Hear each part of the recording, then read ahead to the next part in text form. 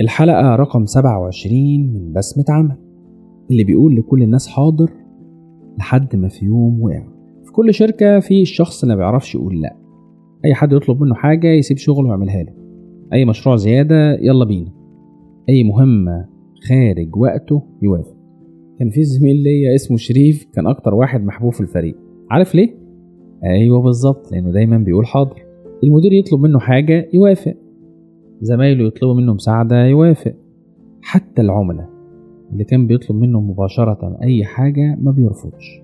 لكن المشكلة بدأت فين؟ لما بقى شغله الأساسي بيتأخر والضغط زاد عليه وصحته بدأت تتأثر.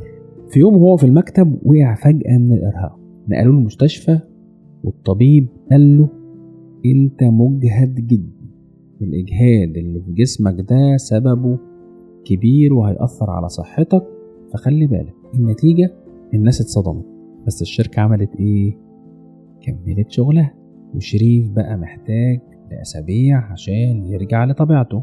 رسالتي ليك النهاردة: إرضاء الكل بيخليك تخسر أهم شخص هو نفسك. توصيتي ليك: اتعلم تقول لأ بذكاء. ركز كده واعرف تقولها صح لما طلبات الناس تبدأ تهد شغلك الأساسي أو صحتك.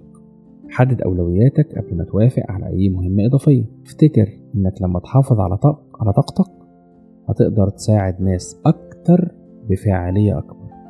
والحاضر كتير هتروح المستشفى كتير، مش هتروح للترقية خالص.